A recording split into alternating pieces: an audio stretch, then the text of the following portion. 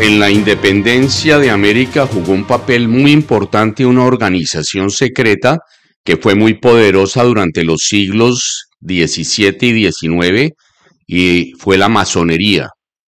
Bienvenidos a Historia Enigmática Revelada, donde nos sumergimos en los temas más intrigantes. Antes de comenzar, asegúrate de hacer clic en el botón de suscripción para mantenerte al tanto de todos nuestros contenidos.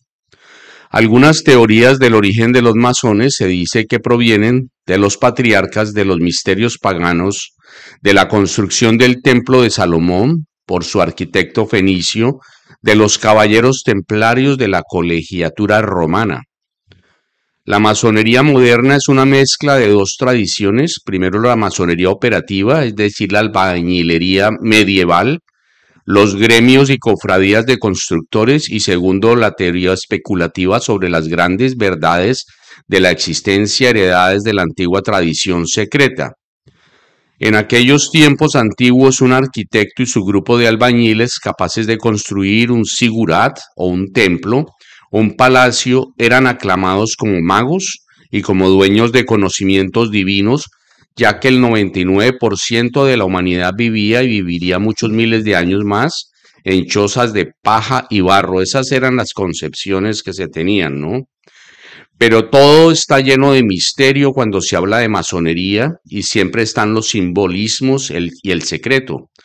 Muchos afirman que York en Inglaterra y que Winning Melrose en Aberdeen en Escocia fueron los primeros centros masónicos, pero siempre recordando que todo esto es especulación.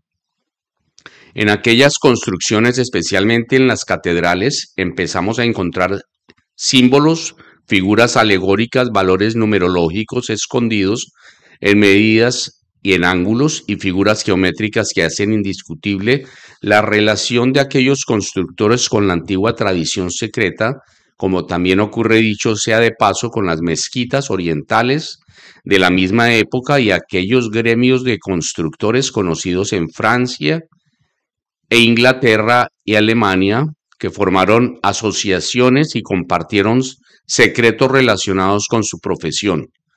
Recordemos que las técnicas de construcción eran celosamente guardadas, eran quizás de la más alta tecnología de la época. Es decir, sabemos que ya en ese momento desarrollaban sus tareas envueltas en un relativo secretismo. A mediados del siglo XVII, no solo los nobles mecenas dirigían el oficio, sino que los caballeros militares y clérigos totalmente ajenos a la construcción fueron recibidos en la fraternidad. En la Revolución Francesa, en Francia comenzó a llamarse francmasonería y promovían las ideas liberales tanto en la política como en los negocios, e impulsó las democracias en contra de todas las monarquías, incluido el Papa de Roma. Fue una verdadera cruzada en contra del dogmatismo, del absolutismo y del unanimismo. La francmasonería es hija de la Ilustración y de las ideas de Juan Jacobo Rousseau. En 1738, el Papa Clemente XI ordenó la excomunión de todos los masones, prohibió la francmasonería y condenó a la pena de muerte a todo aquel que fuera masón. Las independencias de los diferentes países de América y su sucesor Fernando VI prohibió la masonería influenciada por los jesuitas. Cortesanos ilustrados muy cercanos al rey fueron masones. Recordemos que Carlos III fue el rey que ordenó la expulsión de los jesuitas tanto de España como de las colonias americanas, y así como los jesuitas influenciaron al anterior para que prohibieran la masonería, los masones se la cobraron influenciando al sucesor para que expulsara la Compañía de Jesús, con la excusa de que era una rueda suelta dentro del imperio.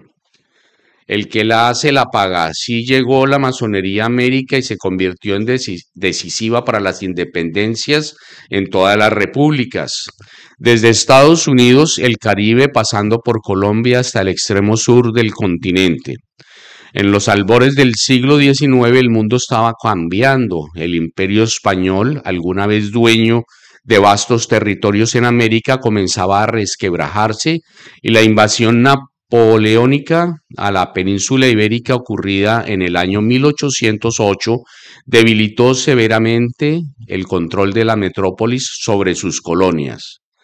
Mientras en España el rey Fernando VI era depuesto y reemplazado por José Bonaparte, en América surgía un dilema.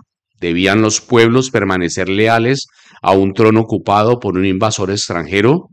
En medio de esta crisis imperial, una serie de movimientos emancipadores comenzaron a organizarse en diversas partes del continente. Sin embargo, lo que muchos no saben o prefieren no recordar es que detrás de estos movimientos no solo existían ideales libertarios y ansias de soberanía, también operaban fuerzas más discretas, influyentes, para algunos incluso invisibles. Las logias masónicas, la masonería, una organización iniciática, filosófica y discreta, con fuertes raíces en la Ilustración europea, se expandió ampliamente entre los sectores educados y revolucionarios de América Latina. Sus principios de libertad, igualdad y fraternidad coincidían con los ideales de los patriotas, pero también con los intereses estratégicos de potencias como el Reino Unido y en menor medida los Estados Unidos, que veían en la descomposición del dominio español una oportunidad para expandir su influencia económica y política en el continente. Los tres nombres que resuenan en casi todos los relatos sobre la independencia latinoamericana, José de San Martín, Simón Bolívar y Bernardo O'Higgins, aparecen frecuentemente vinculados a las logias masónicas. Si bien los historiadores aún debaten la profundidad de su participación, múltiples fuentes coinciden en señalar que estos líderes participaron activamente en círculos masónicos o asociaciones estrechamente vinculadas a ellas, como la famosa logia Lautaro, fundada en Cádiz y luego trasladada a Londres y Sudamérica. Esta logia no era una logia masónica tradicional, pero sí funcionaba bajo muchos de sus principios y estructuras jerárquicas. Estaba compuesta por militares, intelectuales y políticos exiliados que compartían un objetivo común al liberar a América del dominio español. Uno de sus principales impulsores fue Francisco de Miranda, precursor venezolano de la independencia y primer latinoamericano en ser admitido en la Gran Logia de Inglaterra en el año 1783. Desde su casa en Londres, Miranda tejió una red de contactos internacionales, incluyendo a masones británicos, franceses y estadounidenses. Esta red jugaría un rol esencial en la formación de las ideas revolucionarias que inspirarían a Bolívar y a San Martín. José de San Martín, luego de una extensa carrera militar en el ejército español, decidió abandonar Europa y trasladarse a América.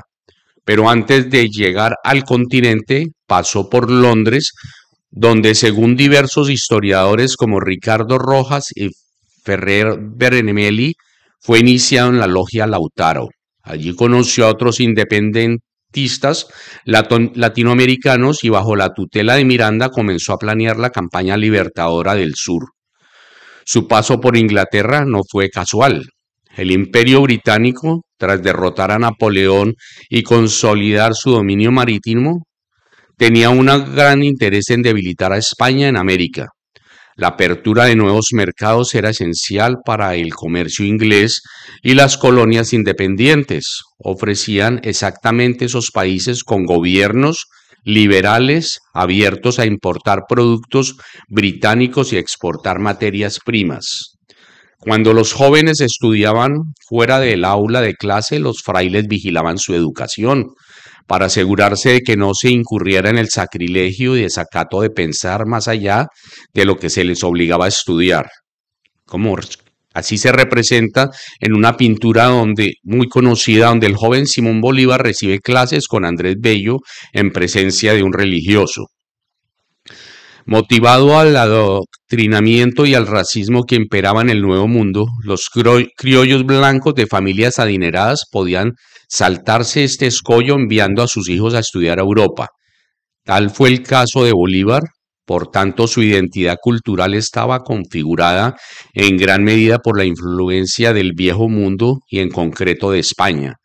Por ello, su primer viaje en 1799 tenía como finalidad ser educado como blanco y como tal fue recibido y agasajado en las cortes españolas y francesas como vasallo español.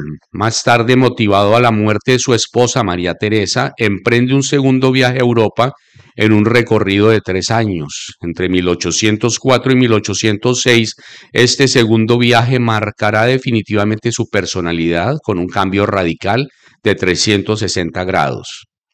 Simón Bolívar fue iniciado en la francmasonería en Londres y ante el área de las promesas juró acatamiento a los sagrados principios de la libertad, igualdad y fraternidad que servía de lema a la Revolución Francesa.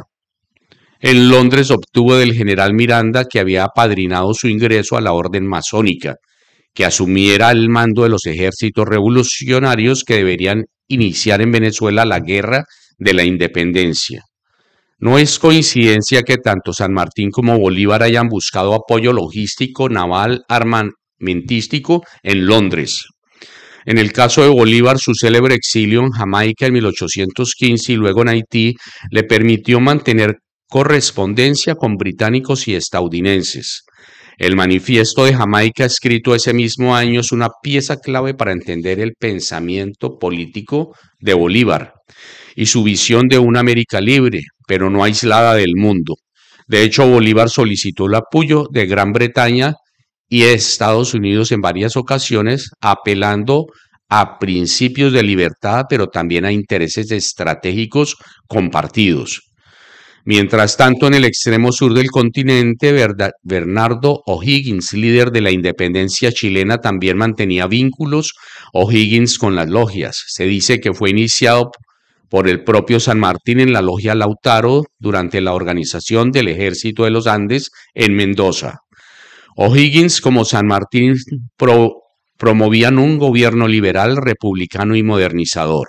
La participación de ambos en la independencia de Chile no habría sido posible sin el trabajo previo de redes organizadas y apoyo logístico, del cual Inglaterra tuvo conocimiento y, según algunos investigadores, también participación indirecta.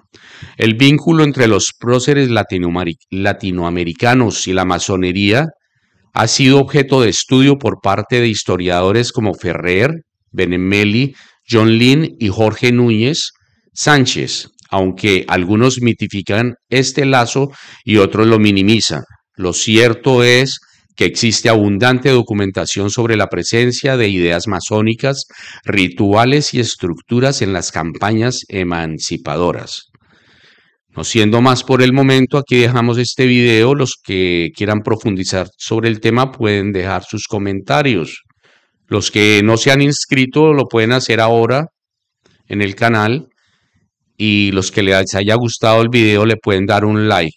Hasta pronto, amigos.